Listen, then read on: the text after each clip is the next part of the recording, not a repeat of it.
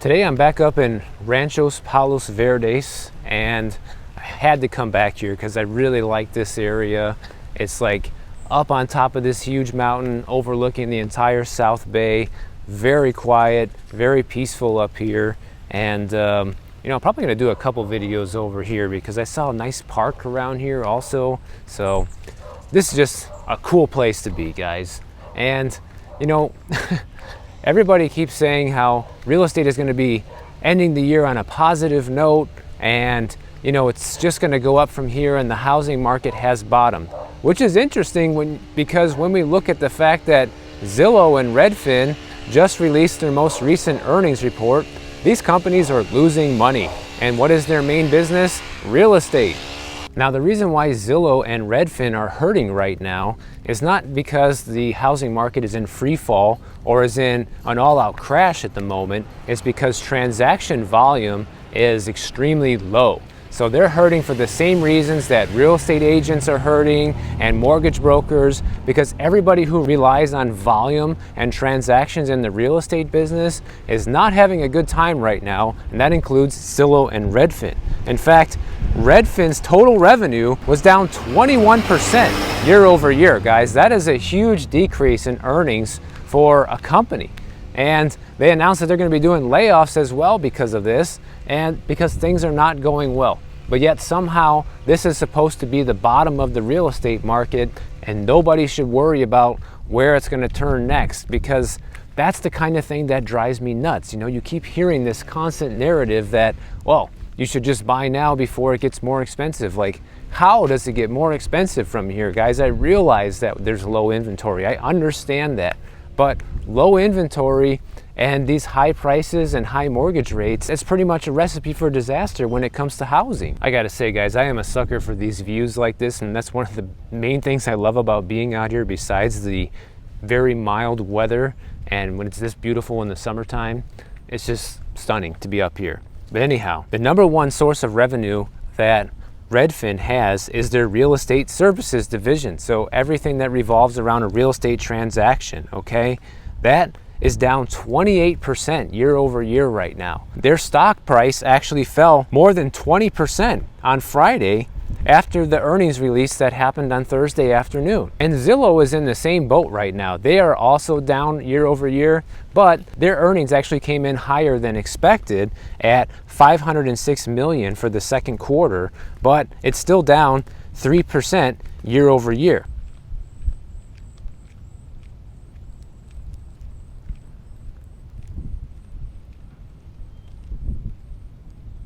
But the earnings that they have from their residential real estate category, which includes their premier agent advertising services, has declined 3% year over year. So that means real estate agents are not spending as much money on advertising on Zillow's platform, and they're not getting as many leads coming through the website. And every real estate agent is probably familiar with the Zillow Premier Agent thing. And I don't know, guys, I don't know what your experience has been with this, but every time I tried that in the past, it was nothing but a joke. You get all these recycled people that don't answer the phone, and they're sitting there selling us leads to our own listings. So how our MLS services thought it was a good idea to even give Zillow and all these other websites access to our data to begin with is unbelievable, but that's a story for another time. So what this all boils down to is transaction volume. People are not buying, people are not selling. And only 1% of the homes in the entire United States changed hands in the first half of 2023. In the month of July, we only had 84,000 new listings hit the entire U.S. housing market, according to Redfin, which is down 21% from the previous year. And now Zillow is predicting that in the third quarter of 2023, that transaction volume is going to continue to sink lower, and that will be 15 to 20% lower than it was a year ago. And I actually agree with Zillow on this one, guys. I think transaction volume is going to remain low simply because something has to crack, right? In order for transactions to pick back up, we either need to see another huge round of stimulus where people have money to pay for these prices, okay? Or we need to see a massive amount of inventory just hit the market pretty much overnight. Or we need to see mortgage rates drop down probably to 5% or less to entice more sellers to get out there and start listing, and entice buyers to get out there as well. So unless any of these things happen, we're likely to see real estate activity completely just stand still right now.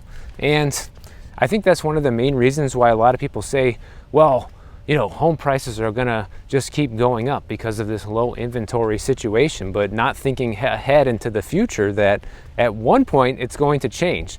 And then one thing I keep seeing now in the comments section is people saying, oh, well, whenever sellers list their house for sale and they sell the house, then they become buyers. So there's really no net listings available because they sell one and they buy one. But that's not always true, guys. Also, it comes down to the type of housing, right?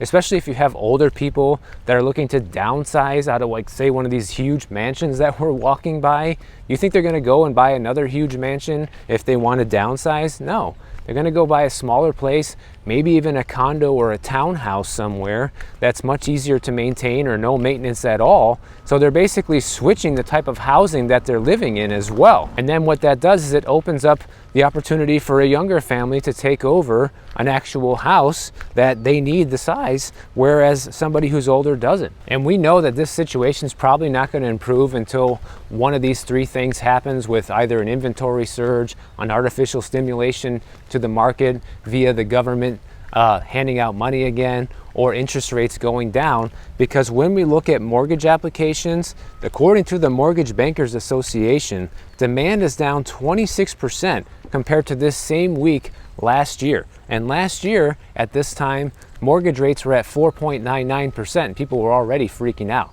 Now the average rate's like 7.2. So to think that transactions are going to just magically pick up without any one of these three legs of the stool being kicked out, it's not going to happen, guys. And both Zillow and Redfin are losing money on their mortgage department as well.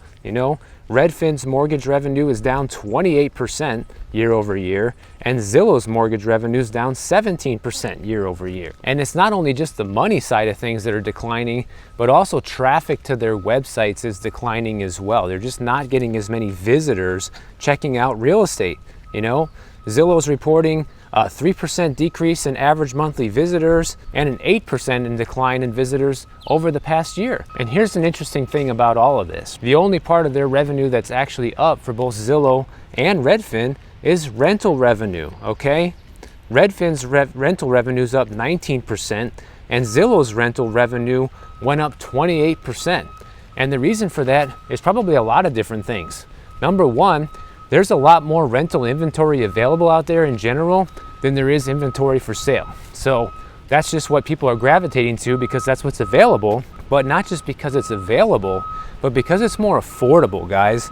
Like, renting is significantly cheaper in many parts of the country right now than buying a place is. And I think that's going to be the trend moving forward, is more people are just going to be gravitating towards rentals as the prices of homes just remains too high. And the other reason that rentals are becoming so popular is because we're seeing a lot of new rental inventory being added to the housing market. In fact, throughout the first half of the year, we've already had 376,000 new apartment units be added to the rental inventory, and it's estimated by the end of this year we will see close to 1 million new units, guys. So actually the lion's share of new rentals are still yet to come later this year. I think you're going to see rentals become the new game in town for many people, whether it be out of necessity, whether it's out of choice because they want to wait out the housing market. And honestly, I don't think there's anything wrong with renting right now, guys. Like, if I was looking to move, especially if I were to move here, I would get into a rental. It doesn't really make sense to buy anything unless you can pretty much pay cash these days, because that's the only way to avoid these high interest payments. Because I'll show you guys an example later on in the video just how much these high interest rates are taxing the housing market, and how just payments at these prices don't make sense anymore when you're looking at a 7.3% mortgage rate.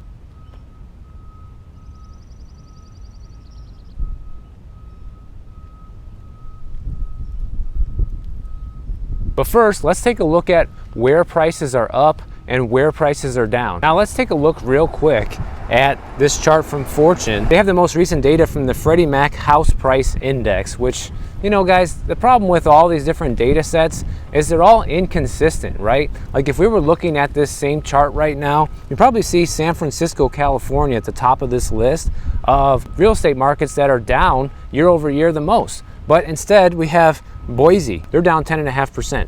You got Austin, Texas down, Phoenix, Arizona, Honolulu, Las Vegas, Ogden, Utah, Stockton, California, Provo, Utah, Sacramento, California, Spokane, Washington. These are the markets, according to Freddie Mac, that are down the most right now. Then when you look at the bottom, you see all the markets that are doing well right now.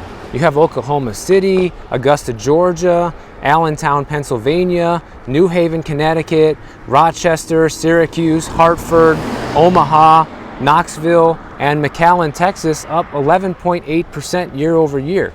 But here's something that nobody ever thinks about when they look at all these figures, right? People say, well, I live in McAllen, Texas, and home prices are up almost 12% year over year. So there's no way that there's going to be any sort of a crash or home values declining here. And that is just so far from the truth, guys, because it doesn't really work that way. Because as you can see, there are just as many markets that are losing value right now as there are that are gaining a decent amount of value. It always has to start somewhere, right? There always has to be a reason why this is beginning. And when you look to the western half of the United States, they're heavily impacted by all the tech layoffs that we've seen since last year. And with the unemployment rates rising faster, especially in these high income jobs over there, combined with the fact that home prices are generally higher and we have these very high interest rates, it makes a big difference in which areas start getting affected first. But here's where people that live in one of these blue areas, for example, where home prices are going up, might not think too far ahead into the future, because they think, well, you know, affordability is not as much of an issue here. It's not as expensive as the Western US, and that's why things keep going up, which is true for now, right? Because once the fundamentals in your area become disconnected from reality, that's when you start seeing things start to reverse, because people can't continue to buy at these prices and rates forever. And if you're seeing year over year price gains in your market at a time when interest rates are getting close to 7.5%, how much longer do you think that can go on for, guys? Because let's take a little lesson on affordability right now. The typical monthly mortgage payment in the US is $2,600 right now, which is up 19% from 1 year ago. So that's talking the national average right now. That's based on a US median home price of $380,250. $2,600 a month is just the national average right now for the mortgage payment. What happens if you try to buy a house here in California, for example? Well, let's take a look at this random listing I found up in Novato, California. And I've been looking at properties up there because I like that area in general, and it's pretty affordable for California, right? So you're looking at a 3-bedroom, 2-bathroom house up there. $869,000 is the listing price. Even with a 20% down payment, guys, which is $174,000, okay? And a 30-year mortgage at a 7.345% rate, your monthly payment is $5,900 a month. Might as well just say $6,000 a month, right? When it's all said and done. And that's a lot of money, okay? But let's look at what happens when the mortgage interest rates come down, because a lot of experts are saying, well, you know, by the end of this year, we think we're going to see interest rates down to around the 6% range. Okay, that's going to make things more affordable. Well, let's take a look. On that same listing, if you got a 6% mortgage rate, your monthly payment still be $5,300 a month. So yeah, you're saving $700 a month, but there's no doubt that $5,300 a month is still a lot of money to spend on a house. But what about if we lower interest rates more towards what they were right around when rates were start going up? If we look at like what a 4.5% rate would do to this monthly payment, that gets you to $4,652 a month. In this case, you're saving about $1,400 a month off of what it would be at today's interest rates. So you can see that in expensive markets like here in California, for example, and a lot of these other ones on that red list, it makes a huge difference having these high mortgage rates or a low mortgage rate, because an extra $1,400 a month for anyone is a lot of money, guys. But when you compare that to like the Northeast or these areas where you can still buy a house for 400 grand or maybe even 500 grand, yeah, it does impact the payment, but not as much, not on as much of a scale. You're not talking $1,400 difference in a mortgage payment. And here's another unthought of aspect that's impacting the housing market right now, which I never even really considered until I saw this story. And they have this story out about gray divorce. And what gray divorce is, meaning that anybody in their 50s or older who's getting a divorce today after, being in a marriage for a long time. And the reason why that matters for the housing market is because when people get divorced, they split up and they both live in separate places, right? So you're splitting one household into two, and when that happens, it takes even more available inventory off the market. And if you don't think this has a huge impact on demographics, guys, there's about 38 million adults in the United States right now that live alone. So imagine if all those adults, combined households, almost an extra 20 million housing units available if all those people just decided to move in with one another, right? So it would make a huge impact on the housing market if something like that were to happen, which it probably won't, but just to put in the perspective of how many people are living alone and how much of an impact this makes on current inventory levels. And about 16 million of that 38 million, so about half, are 65 years or older that are living alone right now. So what this tells me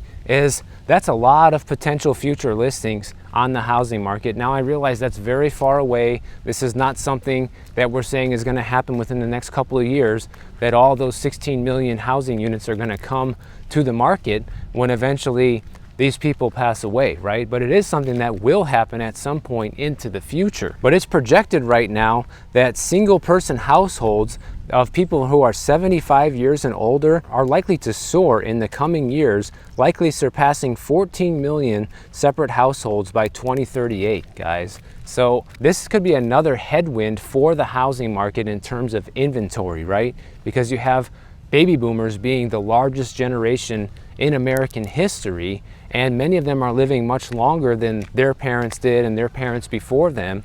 And if more of them than ever are living in separate households, living single, so to speak, that's going to keep inventory off the market. And that's one of the arguments that so many people use as the reason of why the housing market prices will just continue going up forever, because of the low inventory situation. But you know what I think, guys? I'm starting to think that it doesn't really matter what happens as far as inventory and all of this, because one thing we know for sure is the government just can't keep their hands out of the free market, right? Especially the housing market. During the 2008 housing market crash, they incentivized people to buy homes through the first-time homebuyer tax credits, and now they're already looking at programs to entice sellers to get out there and sell, because there's not enough listings through tax credits. So they want people doing that as well. So they can't just leave it alone, basically. They don't let the free market do its job. So if there's not enough inventory, they're probably going to find a way to bring more inventory. If home prices are too high, they're going to find ways to bring it down through some sort of incentive or giving people money, whatever, right? If the housing market crashes and home prices drop too much, then they'll go back to giving financial incentives for people to get out there and buy during a bad economy, right?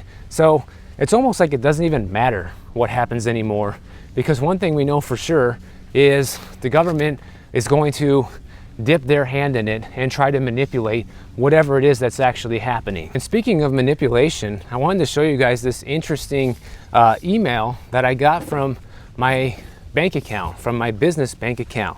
And the reason why this is interesting is because we saw these bank failures happen in March. And if you have more than $250,000 in a bank account, then the overage is not covered by FDIC insurance. But take a look at what my bank is doing right now. It says, "Dear Michael, starting on September 1st, 2023, your Blue Vine business checking account will automatically be eligible for FDIC insurance up to $3 million through Coastal Community Bank. That's 12 times the standard amount. It says if you'd like to opt out, contact us." I don't know why anyone would like to opt out of that, But look at how this works. It says your Blue Vine business checking deposits will spread across multiple banks, including the primary banking partner, Coastal Community Bank, and a trusted network of program banks. Balances will not exceed $250,000 at any one bank, so your deposits will be FDIC insured up to $3 million. And it also goes on to say that you'll know where your money's at. You'll be able to see all the different banks that your money's at. So if you have a business that's booming and you have a couple $1 million in the bank with your business, supposedly you don't have to worry about any of the banks going insolvent, because you're going to have FDIC insurance up to the $3 million mark. That's going to be spread across all different sorts of bank accounts. And it even goes on to say that this is not going to affect your ability to earn 2% interest on your business account, which I have, guys. As you can see, I'm doing financially smart things here. I even earned 2% on my business bank account balance. I realize that is far below what a high yield savings account earns, but it's better than nothing.